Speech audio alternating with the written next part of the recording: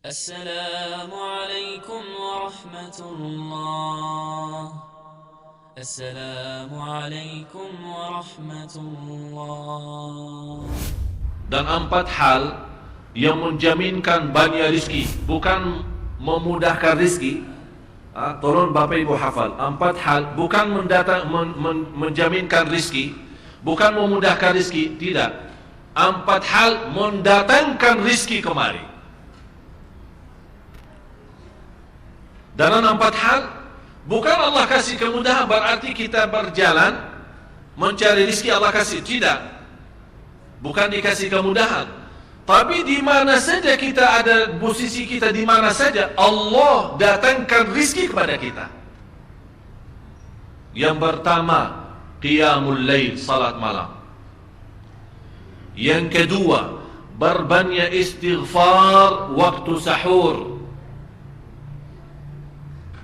Kalau anda tidak salat malam, jangan tinggalkan istighfar waktu sahur.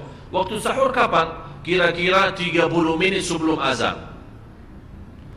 Disitulah Allah sendiri memuji, Allah bangga dan senang terhadap orang yang sahur. Sampai ulama berkata, tidak ada ibadah yang terbaik di waktu sahur selain istighfar.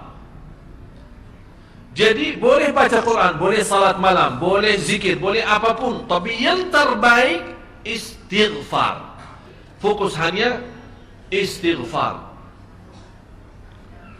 Astaghfirullah wa atubu ilaih, termasuk istighfar Allahumma anta rabbi la ilaha illa ant, yang Bapak Ibu tahu sayyidul istighfar, yang terutama, yang paling luar biasa. Allahumma anta rabbi la ilaha illa anta khalaqtani wa ana abduka wa ana ala ahdika wa wa'dika mastata'at a'udzu bika min syarri ma sana'at abu'u laka bi ni'matika 'alayya wa abu'u bi dhanbi faghfir li fa innahu la yaghfiru dzunuba.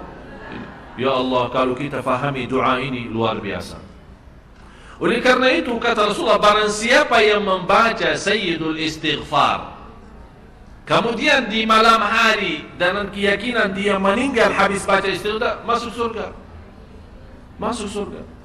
Berarti ini salah satu doa yang menjaminkan dengan mudah masuk surga.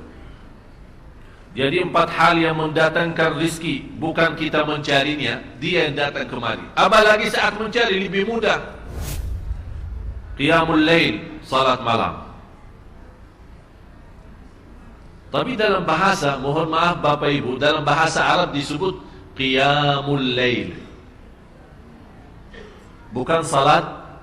Tapi kalau diterjemahkan dalam bahasa kita salat. Tapi kenapa di situ qiyamul lail? Diberikan qiyamul lail, qiyam artinya berdiri. Berarti lama. Saking lama berdiri dikaitkan jadi qiyamul lail. Qumil layla ya ayuhal muzammil. Apa terus? Qumil layl, berdirilah saat malam. Berdirilah, bukan salatlah malam, tidak. Berdirilah malam hari. Itu dahsyatnya di situ berdiri. Qiyamul layl. Yang kedua, berbanyak istighfar. Yang ketiga, berbanyak sedekah. Sebenarnya bukan istilah berbanyak sedekah. Kadang-kadang orang bersedekah 100 juta, udah saya sudah bersedekah 100 juta. Bukan itu. Bukan yang dimaksud berbanyak sedekah itu dari sisi uang itu banyak atau sedikit, bukan. Yang dimaksud rahasia sedekah, ta'ahudus sedekah, istiqamah bersedekah. Istiqamah. Itu tidak menjadi masalah besar maupun kecil. Itu tidak menjadi masalah. Karena bagi Allah tidak ada artinya besar maupun kecil. Kita tidak memberikan kepada Allah, karena Allah Maha Kaya. Tapi rahasia sedekah itu kita terus menerus sedekah. Siang, pagi, malam, pagi, besok, terus minggu depan.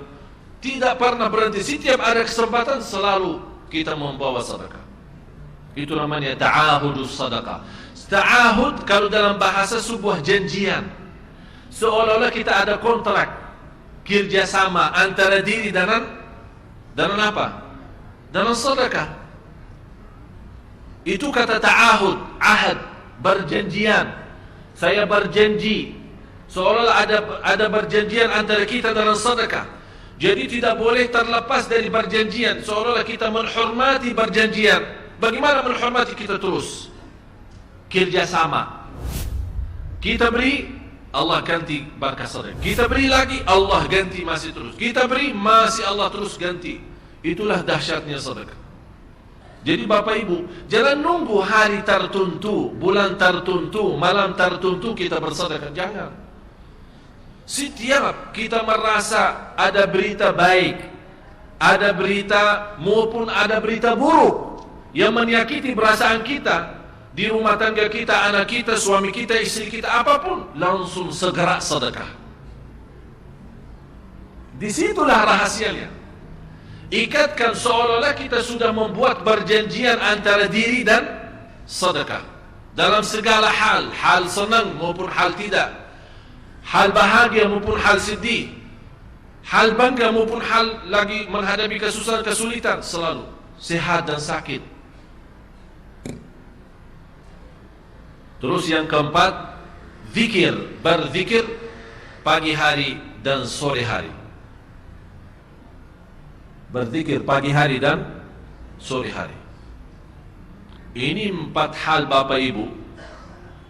Berdiri malam hari, itu yang namanya tahajud, banjani atau lamanya berdiri. Berbanyak istighfar waktu sahur. Yang ketiga, berbanyak sedekah. Sudah Bapak Ibu mengerti. Jadi istilah berbanyak sedekah bukan artinya harus banyak dari jumlah hitungannya, tidak. Yang keempat adalah berzikir di pagi hari maupun petang hari. Amman huwa qanitun ana al-laili sajidan wa qa'ima.